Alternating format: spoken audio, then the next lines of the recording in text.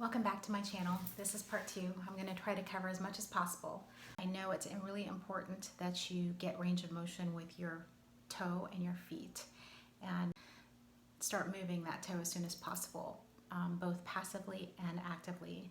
So when he said passive, that means that I manually stretch it, and then active meaning that I just move it on my own, for example.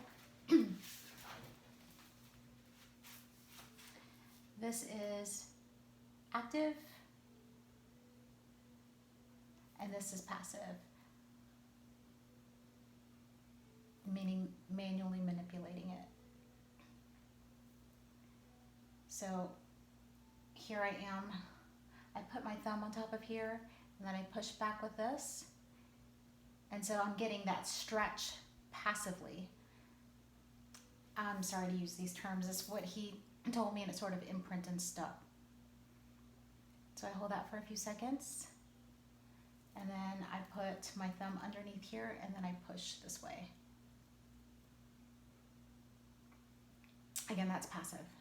And I would do that first thing in the morning, as well as in the middle of the day during lunch.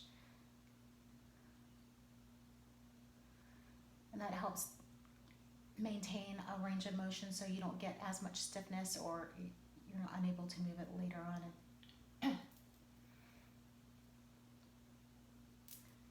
Okay, I think that covers that. But I felt it was really important because I know some people have problems with that later, and I did not, and I understand that was probably a key. When I saw the doctor for the 12-day follow-up, he fitted me for a cam walking boot, and I'll demonstrate. Here's the cam walking boot my doctor fitted me for at the hospital. He can write a script and you can get one off-site, but I felt more comfortable getting it on-site so he could fit it for me right then and there. And so I just put my foot in here. I have a compression sock on now. The doctor fits you for a compression sock at your appointment. This is not the one he gave me. I bought it on Amazon, cut the toes off and put it on. Another thing he wanted to make sure is that this toe stays separated, so he put gauze in between, but for the first few weeks I would just put this between my toe. So just keep the toe spacer in. And this was key for the walking boot that I kind of learned on my own, because when I would just like let these fall, they would just like stick to stuff, and then it was just like all over the place dealing with them all. And so I taught myself this trick of putting it at the edge, so when I move the boot around, it didn't get stuck to anything. For the compression sock, the easiest way to put it on, if you have a really long one, like I got this again on Amazon, is you kind of put it inside out from the tip.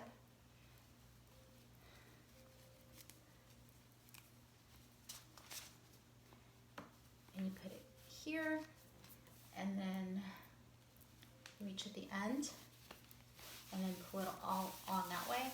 That way it doesn't upset any situation you got going on over here and just disrupt that part. Because I pretty much have a sedentary job, I was able to return to work.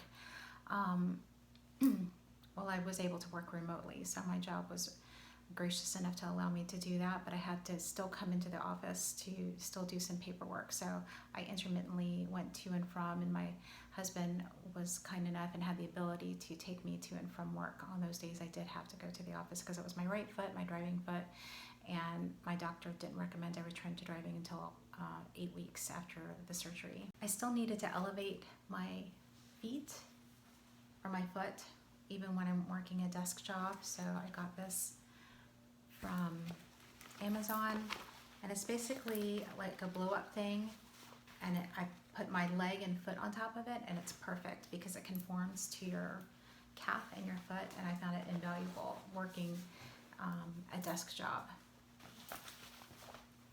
Also, my calf would be suffering from the non-activity, even though I would flex it. I would do the flexion, because when you're in a walking boot, you can't move your calf at all. So you want to be able to continue to keep that range of motion and flexing your foot and your calf. But like it really started to ache, so I got one of these just to roll some knots out and to get some circulation in. and your calves will thank you for it. And also not to neglect this part up here. Just work out those knots, and I found it really helpful. So after the second week, I noticed that my af had pretty much disappeared. It atrophied a lot. It was really shocking how much the muscle disappears from just disuse after a very short period of time. So that's normal, but it was really freaky, and I thought that it would just continue to atrophy, but it pretty much did not. So that was good, but it does take a long time to try to get that calf back up. So at week 4, I was still having bruising, and I was just documenting what it looked like, and I still continued to have bruising then. It wasn't until the 5th week that my scab started to come off, and the doctor said that I can use things on my scar like Mederma. And he also suggested I use something to flatten the scar, which I'm not really good with using that either. All I do mostly is just massage the scar tissue. So when I did go to PT, my doctor did not recommend PT. I insisted because I understand it could help you further along, and at the PT appointment, they were massaging my scar, and they told me why it was important to do so. And that helps with range of motion because there's layers of epidermis and skin that just get really thick. And if you're trying to move that skin around, your scar tissue will minimize your ability and your range of motion. So I would just continue to just massage this.